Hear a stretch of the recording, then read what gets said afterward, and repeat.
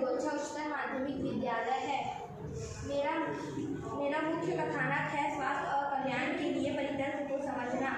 मेरा उपकथानक है स्वास्थ्य, पोषण एवं कल्याण को बढ़ावा देना। मेरा शीर्षक है डेंगू के जैविक नियंत्रण के तरीके।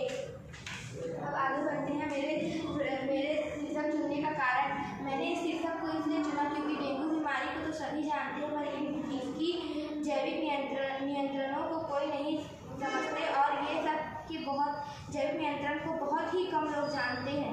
इसलिए मैं औषधि पौधों के महत्व द्वारा डेंगू बीमारी को समझाना चाहती हूँ। मेरा उद्देश्य, डेंगू बीमारी को जैविक नियंत्रण द्वारा निपटारा किया जा सकता है। डेंगू बीमारी को जैविक नियंत्रण से अपने आसपास के पारिस्थितिकी तंत्र को हम जैविक नियंत्रण द्वारा साफ सुथरा और स्वच्छ कर सकते हैं। अब मेरा भौगोलिक अध्ययन, मैंने छत्तीसगढ़ जिले के महासमुंद वार्ड नंबर 13 के स्टेशन रोड और ममायापारा से सर्वेक्षण किया और स्टेशन रोड से पता चला कि वहाँ छोटे छोटे गड्ढे हैं और नालियाँ हैं जो खुली हैं और इससे डेंगू के ज़्यादा मरीज मिले और इससे बहुत ही लोग संक्रमित हुए। और ममाया तालाब में कचरे होने के कारण भी डेंगू से बहुत लोग प्रभावित हुए और उन्हें डेंगू के बहुत मरीज मिले। अब अगला है अवधारणा। अब डेंगू एक वायरस है जो मच्छर के काटने से संक्रमित व्यक्ति को फैलता है। और डेंगू के जो मच्छर होते हैं वो ज़्यादा ऊंचाई में नहीं उठ सकते और वो सिर्फ पैर के नीचे हिस्सों में काटते हैं। इसलिए हमें पूरे कपड़े पहनने चाहिए जिससे हमारे पूरे शरीर ढक सके। और जैसे कि डेंगू मच्छर गंदगी में फैलते हैं और पहले तो डेंगू का जो वायरस है उससे ही मच्छर फैलते हैं। डेंगू जो है वो फैलता है कूलर में जो रहता है वो पानी से डेंगू पनपते हैं, गंदगी के पानी से भी पनपते हैं। जैसे कि पहले अंडे होते हैं, उसके बाद लार्वा, उसके बाद प्यूपा, फिर उसके बाद एडल्ट। उसके बाद जो ये मच्छर रहता है एडिस मच्छर, वही सब उसकी पंखों में धार वो रहती है लकीर, उससे मच्छर जो रहता है वो सभी को करते हैं। इससे हम अपने जैविक नियंत्रण से हम अपने स्वास्थ्य को ठीक कर सकते हैं। जैसे कि डेंगू बीमारी के जैविक नियंत्रण हेतु उपयोग में आने वाले औषधि पौधों व इसका उपयोग, जैसे कि हमारे ये उपयोग में पहला पौधा है गेंदा के पौधे में खुशबू इतनी होती है कि एडिस मच्छर वहाँ आ नहीं सकते और वो हमारे आसपास भी नहीं भटक सकते। और दूसरा पौधा है लेमन ग्रास। यह घास जैसे होता है और इसके पौधे में तो इतनी खुशबू होती है। इसके पौधे को सुखाकर हम जलाएं तो मच्छर हमारे आसपास भी नहीं आते हैं। तीसरा पौधा है तुलसी। इसमें प्राकृतिक खुशबू होती है और इसे घिस कर अपने त्वचा में लगाने से मच्छर हमें काटते नहीं और दूर भागते हैं। चौथा पौधा है एजेरेटम। और यह पौधा नीले रंग का होता है। इसकी फूल की खुशबू ही सूंघकर मच्छर भाग जाते हैं और इससे हमारे शरीर के आसपास भी नहीं आते हैं। पांचवा पौधा है रोजमेरी। यह पौधे की फूल और पत्ती को सुखाकर जलाने से ही मच्छर हमारे आसपास नहीं आते हैं और यह फूल की खुशबू सुन के भी एडिस मच्छर हमारे आसपास नहीं आते हैं।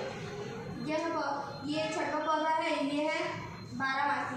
यह बारहमासी का पौधा हमेशा खुशबू करते रहता है। इसकी खुशबू से मच्छर हमारे आसपास नहीं आते हैं और हमसे दूर भागते हैं। सातवां पौधा है लेमन बाम।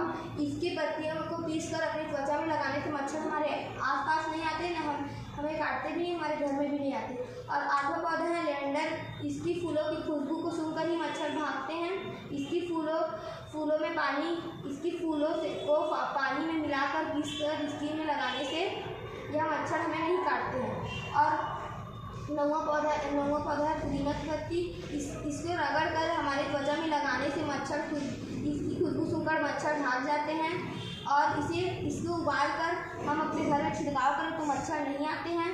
और फिर 10वां पौधा है केटनिप और यह बारहमासी सफ़ेद फूल है।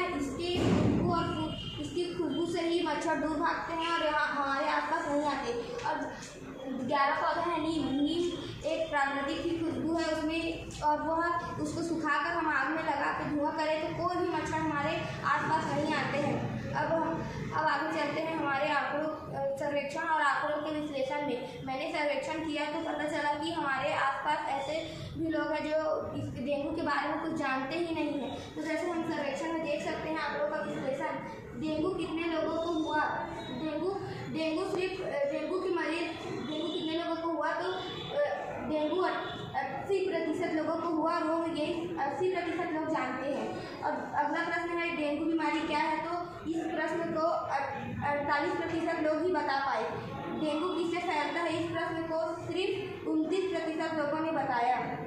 डेंगू किससे होता है, इस प्रश्न को सिर्फ 24% लोगों ने बताया। अब मेरा अगला मुख्य प्रश्न है जैविक नियंत्रण के क्या क्या तरीके आप जानते हैं, इस प्रश्न को मात्र 26% लोग ने बताया। और अगला प्रश्न है औषधि पौधों के महत्व को आप जानते हैं, तो इसको सिर्फ 15% लोगों ने बताया। और अगला प्रश्न है डेंगू के प्रसारित जैविक नियंत्रण के बारे में आप जानते हैं, तो इस प्रश्न को मात्र 28% लोगों ने बताया। बताइए कि आप औषधि महत्व के पौधे हमारे परितंत्र की कैसे प्रभावित करते हैं, तो इस प्रश्न को सिर्फ 33% लोगों ने बताया। अब मेरा अगला प्रश्न है बताइए कि हमारे स्वास्थ्य के लिए ये पौधे कैसे जरूरी है, इस प्रश्न को मात्र 54% लोगों ने बताया। अब ये सबसे हमें पता चलता है कि सिर्फ ये प्रश्न बहुत ही कम लोग जानते हैं, जो डेंगू के बारे में ही नहीं जानते, आधे से ज़्यादा लोग नहीं जानते। और हमें इससे हमारे को ये निष्कर्ष मिलता है कि हम अगर चाहें तो जैविक नियंत्रण द्वारा ये सब पौधे को अपने घर में आसपास लगा सकते हैं। और ये इन सब पौधों में मुख्य रूप से हमारे आसपास सिर्फ तुलसी, पुदीना और नीम पत्ती होती है, जो हमारे घर में हमेशा उगती है। और यह बहुत ही अच्छी और स्वास्थ्य के लिए अच्छी पौधे है, जिसे हमें हमारे आसपास